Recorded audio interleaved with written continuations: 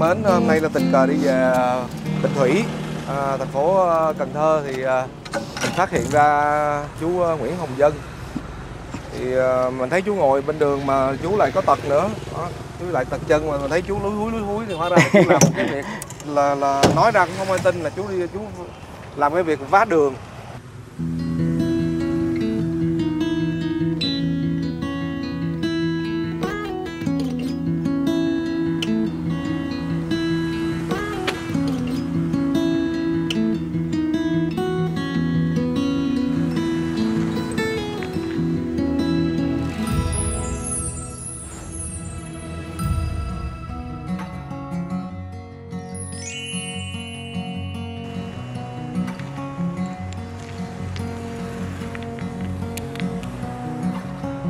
Tôi tên Nguyễn Hồng Dân, tôi sinh năm 1968, quê gốc là mà nơi thường trú là ở ấp 2, xã Thái Hưng, huyện Cờ Đỏ, thành phố Cần Thơ.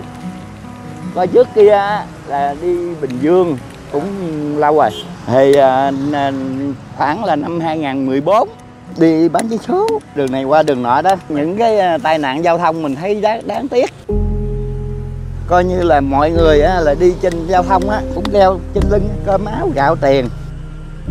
Mà lỡ có chuyện gì cho anh em người ta rồi thì cái gia đình nó rất là đau khổ. Thành ra thôi mình là dắt người ta té rồi thì mình chỉ nhìn thôi chứ làm sao mình giúp được. Tốt nhất là mình giá lành lặn cho bà con người ta đi, người ta đừng té. Tại vì thấy vậy nó hiện nó tốt cho đời.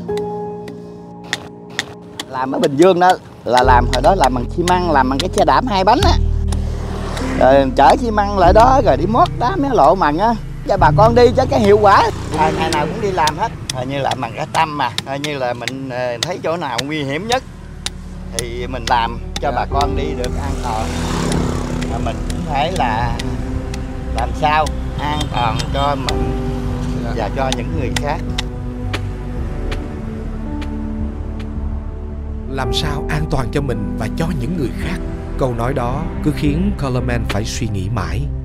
Bởi công việc quá đổi bình thường trong suy nghĩ của anh Ba Dân lại chính là thứ mà ít ai nghĩ đến và cũng ít ai đủ tâm huyết, đủ tấm lòng để miệt mài từng ấy năm trời. Không mong cầu được đáp trả, không hướng đến bất kỳ một sự tán dương nào, anh Ba Dân vẫn thầm lặng khâu vá hết ổ gà này đến ổ gà khác, chỉ với mong muốn duy nhất là ai ai cũng được an toàn trên những tuyến đường. Có gia đình bà xã mà bà xã qua đời hôm dịch bệnh hả mày? 3 đứa con mà hiện giờ cũng 3 đứa cháu nó cũng đang ở chung thì nó đi theo nó làm công nhân vậy á. Hồi xưa thì con còn nhỏ, hồi lúc đi con còn nhỏ xíu thành ra đó là mình còn mắc lo là cơm áo gạo tiền cho tụi nó. Bây giờ thì con cái nó lớn rồi thì dù làm công nhân nhưng mà cũng tạm thời nó cũng sống qua ngày được. Thành ra nó nói thôi cha ơi, cái nghiệp giá đường của cha cứ đeo bám để làm đi.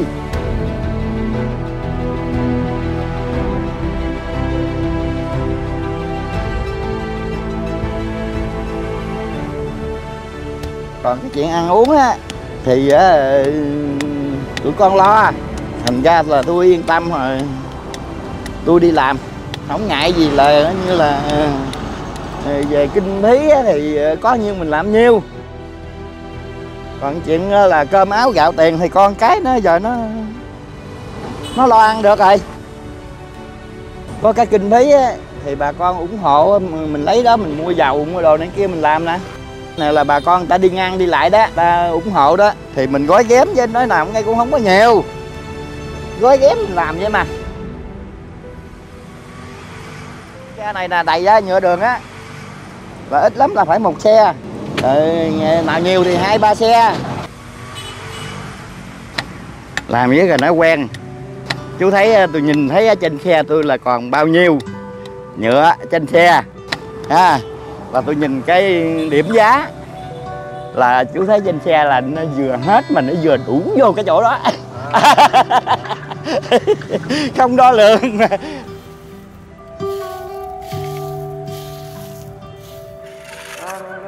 kề, còn mắc đi kiếm về.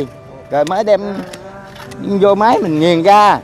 Nghiền ra mình vô dầu đồ này kia nó mới được gì chứ nó nguyên bản bự bự không à. Hổm mà cũng gói ghém mua đồ tự chế được cái máy nghiền ra cái nhựa mặt lộ này nè. Mình nghiền ra, mình vô nhựa vô lôi thêm. Thành ra mình mới vô bao sẵn á. Cái máy nghiền đó cũng nói là cười chơi chứ. Cái Việt Nam mình đó là chưa có cái máy nghiền nhựa nha. Cái cục đá nói gì chứ nó dễ nghiền hơn cái cục nhựa. Là bị gì có cái là nó nghiền ra thì nó tơi xốp, nó rớt. Còn anh này á, ảnh dẻo mà vô mà ma sát nó càng nóng á, nó càng dai.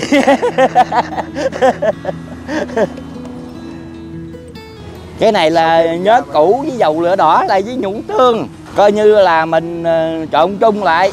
Đặng mình tưới vậy nè, nhũ tương thì nó có chất axit. Là coi như mình tưới sơ sơ vậy chứ là nắng lên là nó chảy tới dưới luôn.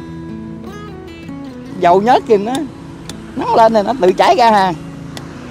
Nhưng mà điều mình làm sao đó là coi như là cái chỗ mình làm đó, mưa rồi mà tạnh mưa á, nó không bị ôi nước nó trút đi được thì hầu như là nó hiệu quả. Phải hiệu quả chứ không phải nó hầu như.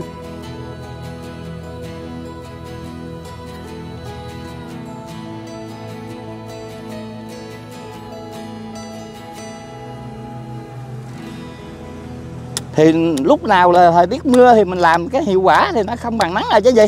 Cái lộ mà mặt hạ nền hạ nó cứng á, hay hoặc là mấy cái dốc cầu rồi này kia đó, thì coi như là thời tiết trời đang mưa vậy làm cũng vẫn hiệu quả bình thường, vẫn ok luôn. Nước thủy triều lớn lên ngập lúc hết, nó có thời gian gặp mình xử trí được. Còn nếu mà cái con lộ mà nó bị ôi nước thì nó không có thời gian nào để là gồng. Nhưng mà điều mấy cái chỗ cao nha, thoát nước được nha. Nói gì chứ là con cái nó lo nó bưng tới miệng nó kêu ăn mà còn không ăn nổi. Rồi nói gì chứ mình dưỡng già cũng có sử dụng gì được, cái đồng tiền là bao nhiêu.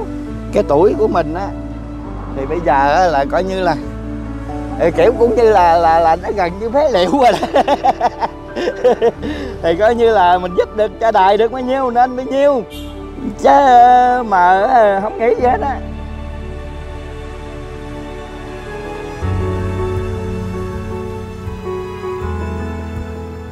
Di chứng của bệnh sốt bại liệt năm 2 tuổi khiến chân trái của anh Dân không còn lành lặn. Chỉ di chuyển thôi cũng đã rất khó khăn.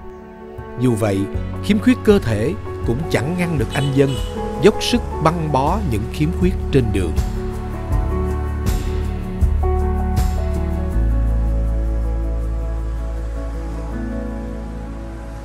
Rồi, xong rồi đó. Rồi, cảm ơn mấy chú ơi. Dạ. Thấy không? Xong cái để coi tôi dẹp cái gòn khô chú coi nha. Dạ, dạ.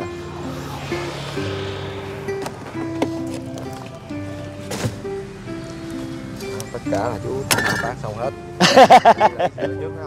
Đây là xong hết, tất cả là đã xong. Đó. Rồi để bán lên xe luôn. Bán xe luôn rồi chạy đi tiếp. Rồi. Ít tiền nha, tiền vật tư. Rồi, cảm ơn nhiều ha. Wow, cái xe của chú xe bình thường là con chạy rồi đó.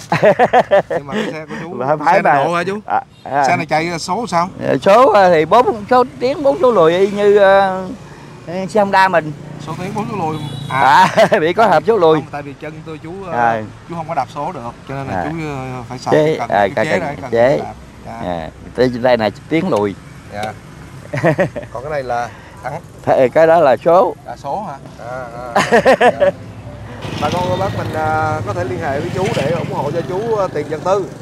Dạ, chú thì chú không có cần tiền ăn luôn, nói chung là tiền ăn con cái chú lo. Đó, nhưng mà chú rất cần tiền vật tư để chú làm mấy cái thứ này. Đó. Số điện thoại của chú là 0345 833 947.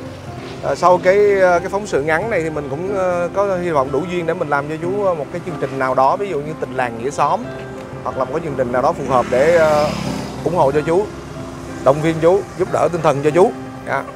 Một cái công việc mà mình nghĩ là thật sự là mình rất là ngưỡng mộ chú luôn. Những cái trao đổi của chú, quý vị các bạn chắc cũng đã nghe từ ở những cái phần đầu của video rồi. Dạ, rất là xúc động. Chú làm một cái việc chỉ vì không có muốn thấy cảnh bà con cô bác người ta tai nạn quá rồi thôi, mình cứ âm thầm mình đi tự làm vá đường để cho được nhiều hay nhiều. Dạ, một công việc đơn giản một cá nhân làm thực sự rất là đáng quý. Dạ. giờ con hỏi thầy chú nha, sao thấy chú vui vậy? Lúc nào cũng vui à. Không khổ, lúc nào cũng vậy à. Cực khổ, nói chung là khiếm khuyết đủ thứ, rồi xong rồi chú làm công việc mà mình nghĩ mà chú lại rất là vui vẻ, thiệt sự luôn, Không có lúc nào chú buồn. nói là cười, rất đáng ngưỡng mộ.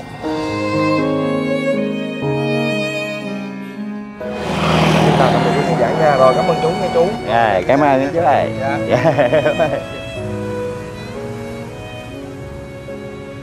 Dưới cái nắng chói chang, chiếc xe lôi tự chế chở đầy nhựa đường và dầu nhớt lại đến với những con đường khác. Tiếp tục cùng anh Ba Dân lan tỏa sự tử tế và năng lượng tích cực trong cuộc sống. Thì những con người kém may mắn đó, họ đã sống như thế. Dù đã trải qua nhiều bất hạnh và đớn đau, họ vẫn mạnh mẽ, lạc quan, vượt lên trên số phận để tiếp tục sống và tiếp tục làm đẹp cho đời.